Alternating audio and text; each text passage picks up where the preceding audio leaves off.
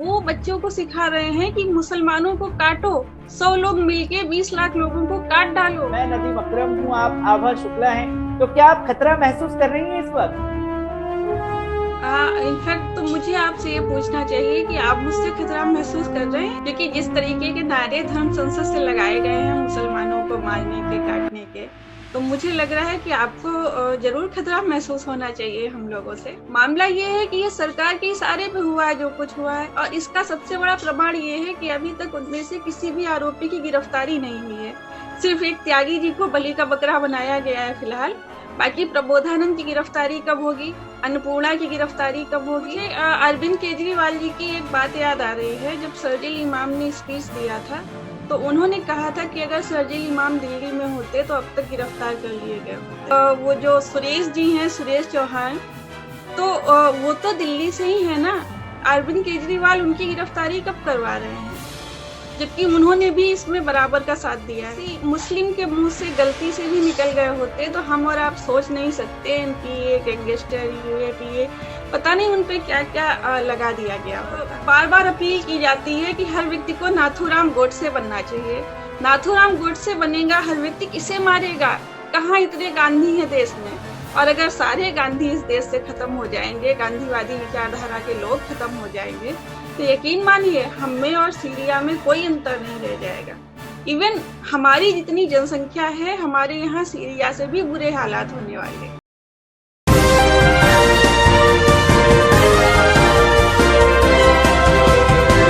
धर्म संसद के नाम पर देश में नफरत फैलाई है, जिसमें हेट स्पीच कॉन्क्लेव दिल्ली में भी चलाया गया। तो हेट स्पीच कॉन्क्लेव जो है हरिद्वार में 3 दिन तक चलता रहा, जिसमें कंक्लूजन सिर्फ ये निकाला गया कि हिंदू राष्ट्र बनाना है और हिंदू राष्ट्र के लिए सबसे बड़ा खतरा जो है वो देश के मुसलमान हैं, इसलिए उन्हें मार डालो। आज इसी पर हमसे बात करने के लिए कानपुर से इस वक्त जुड़ी हैं आभा शुक्ला मैम। मैम, मैं आपसे जानना चाहूंगा, जो एक नफरत भरा एजेंडा फैलाया गया, क्योंकि डंके की चोट पर बार बार ये बताने की कोशिश की जा रही है कि हिंदू खतरे में है। आप इस वक्त मेरे साथ इंटरव्यू में मौजूद हैं, मैं नदीम अकरम हूं, आप आभा शुक्ला हैं। तो क्या आप खतरा महसूस कर रही हैं इस वक्त?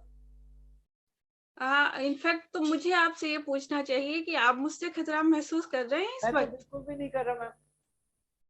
क्योंकि जिस तरीके के नारे धर्म संसद से लगाए गए हैं मुसलमानों को मारने के, काटने के, तो मुझे लग रहा है कि आपको जरूर खतरा महसूस होना चाहिए हम लोगों से।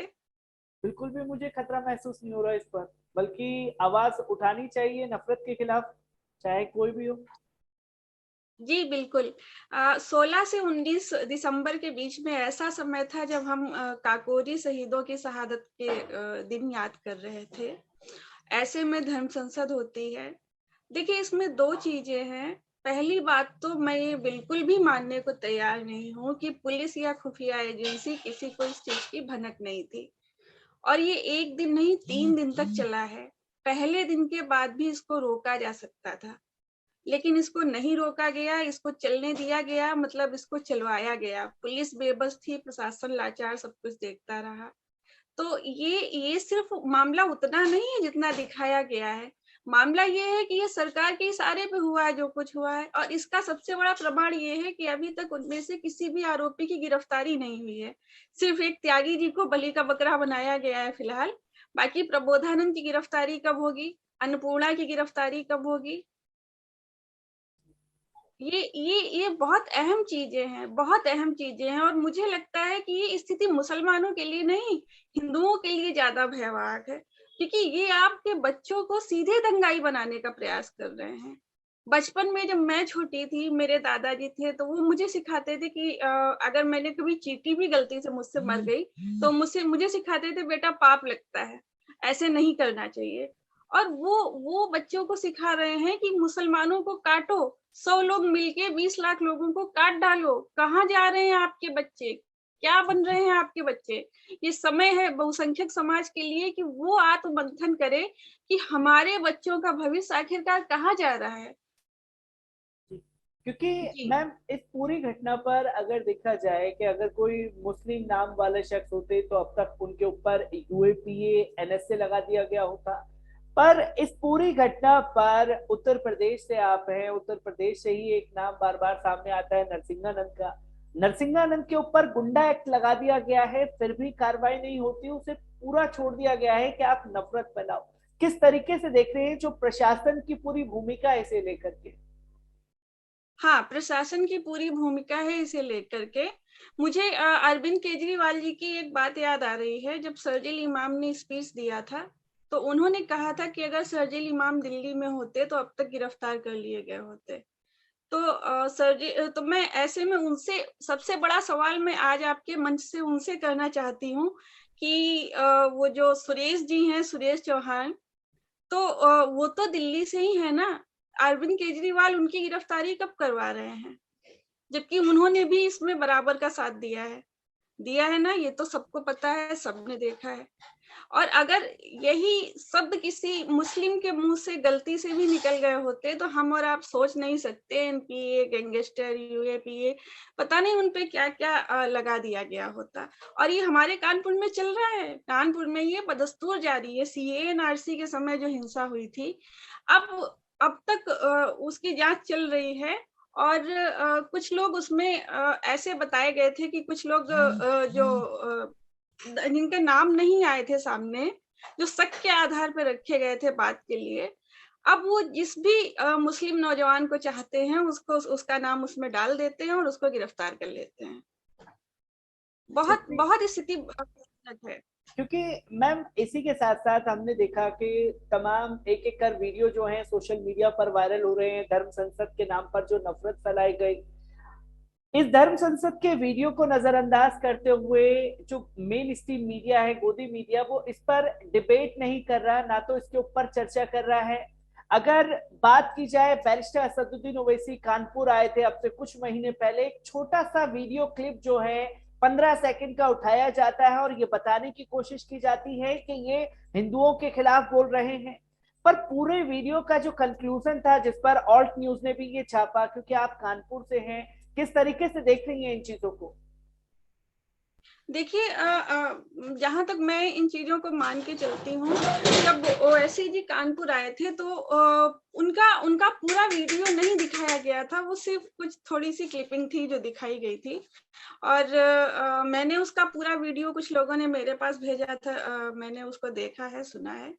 तो उसमें मुझे कुछ बहुत बहुत ज्यादा आपत्तिजनक नहीं लगा। लेकिन बात ये कि आप कट करके कुछ शब्दों को मत दिखाइए। अगर आप उसका पूरा वीडियो दिखाएंगे, आप सामने वाला तभी समझ पाएगा कि एक्चुअली कहना क्या चाह रहा है कोई भी व्यक्ति। तो इसको इसको कट करके दिखाया गया था। बार बार मैं ये बात आपके चैनल पे कहना चाहूंगी। और दूसरी बात है कि जब भी ऐसे कुछ होता है, ऐसे वीडियो चलते हैं, ऐसा ऐसा माहौल बनाया जाता है, तो उसका रिजल्ट कहीं ना कहीं दिखाई पड़ता है। पिछली बार आपको याद है, मैं आपके चैनल पे ही आई थी जब कानपुर में एक रिक्शे वाले को मारा गया था।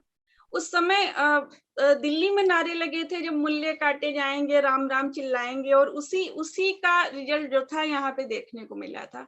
अभी जो धर्म संसद में ऐसे भाषण दिए गए हैं, ऐसी बातें कही गई हैं, देखिएगा बहुत जल्दी कहीं ना कहीं इसका रिजल्ट देखने को मिलेगा। कुछ उन्मादी सिरफिरे लोग कहीं ना कहीं कुछ बहुत बुरा करेंगे, बहुत गलत करेंगे। क्योंकि मैम इस पूरी घटना को अगर देखा और समझा जाए तो एक नफरत का प्रोपागेंडा फैलाया जा रहा है, क्योंकि उत्तर प्रदेश में चुनाव भी आने वाले हैं। जब जमीन खिसकती हुई नजर आई तो अचानक से चुनावों के दौरान हिंदू खतरे में कैसे आ जाता है? वो तो आप खुद ही समझते हैं कि गुजरात से लेके यहाँ तक कि एक्चुअली ये गुजरात मॉडल है। ये चुनाव जीतने का गुजरात मॉडल है जो चलाया जा रहा है। अब धर्म संसद में ही आप देख लीजिए, बीजेपी के नेता अश्विनी उपाध्याय जाते हैं और वो अपने साथ में भगवा संविधान लेके जाते हैं कि हिंदू राष्ट्र में भगवा रंग का भगवा संविधान लागू किया जाएगा। अब आप बताइए, क्या किसी की हिंदुस्तान में रह के क्या किसी की औकात है कि वो संविधान को नकार दे? और सुप्रीम कोर्ट, जिस पर की दायित्व है संविधान की रक्षा करने का, संविधान का संरक्षण करने का, इसको बैठ के चुपचाप देख रहा है। तो ये सब क्या है? ये गुजरात मॉडल वो लागू कर रहे हैं और कहीं ना कहीं पूरी सारी जो संस्थाएं हैं वो उनका इसमें साथ दे रही हैं।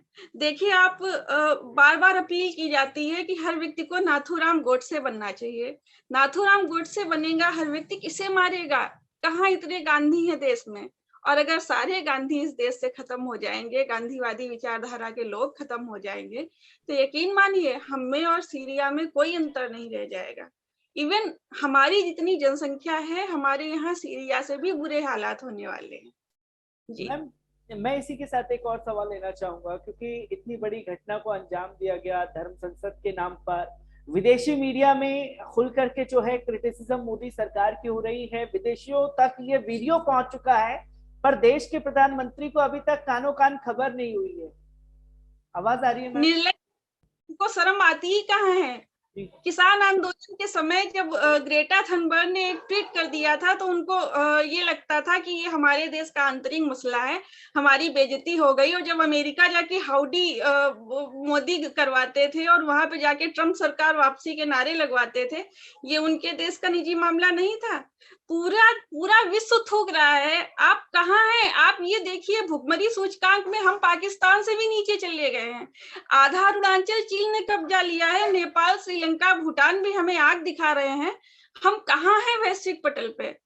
सभी सभी हमारा मखौल उड़ा रहे हैं। ये एक सेक्युलर भारत की संस्कृति सबसे महान संस्कृति थी विश्व की, और उसका ये हश्र इन्होंने किया है। इस पे तो पूरा पूरा विश्व मजाक उड़ा रहा है इनका। इन्हें कभी इतिहास माफ नहीं करेगा। ये क्या सोच के चल रहे हैं, क्या कर रहे हैं, मुझे नहीं पता। देखिए, धर्मराज महाराज जो पटना से हैं, वो कहते हैं कि अगर वो उस समय संसद में मौजूद होते जब मनमोहन सिंह जी ने बयान दिया था कि देश के संसाधनों पर अल्पसंख्यकों का पहला हक है, तो वो 6 गोली मनमोहन सिंह के सीने में उतार देते। मैं मोदी जी से पूछना चाहती हूँ कि मनमोहन सिंह के सीने में गोली उतारने का कार्यक्रम पुरानी संसद में होना है या जो नई संसद बनी है उसमें होना है? शर्म नहीं आती इन लोगों को? और इसके बाद भी वो भाजपा में है। जी, इसी के साथ मैं एक आखिरी सवाल लेना चाहूंगा मैम। जो एक नफरत भरा प्रोपेगेंडा फैलाया जा रहा है, इसमें लोगों को एक जेनोसाइड के लिए उकसाया जा रहा है, ऐसे में क्या अपील करना चाहेंगी लोगों से जो देश को गुमराह कर रहे हैं ये लोग? देखिए, मैं लोगों से बस यही कहना चाहूंगी कि हमारी जरूरतें रोटी, कपड़ा और मकान है। हमें सिर्फ और सिर्फ उसी पे ध्यान देना चाहिए। और देखिए, महंगाई कितनी है, कहाँ तक चली गई है। आप वो लाशें देखिए जो कोरोना काल में बिना दवाई के, बिना अस्पताल में बेड के, बिना ऑक्सीजन के जो लोग नहीं रहे हैं। मैंने किसी अपने को भी खोया है उस हादसे में। तो मैं ये चीज बहुत बेहतर ढंग से समझ सकती हूँ कि इसका परिणाम क्या होगा। 186 के लगभग मंदिर वहां पे वाराणसी में गिरवा के अब ये जो धार्मिकता का शॉपिंग मॉल वो खड़ा कर रहे हैं, तो इसके साथ साथ अस्पताल, रोजगार, ये जो बुनियादी आवश्यकताएं हैं इनको कौन देखेगा? इन पे कौन ध्यान देगा? लेकिन बात ये है ना कि हमारा देश है, वो लोहिया जी ने कहा था ना कि जब सड़कों पे सन्नाटा हो जाता है तो संसद निरंकुश हो जाती है। बस उतना ही है।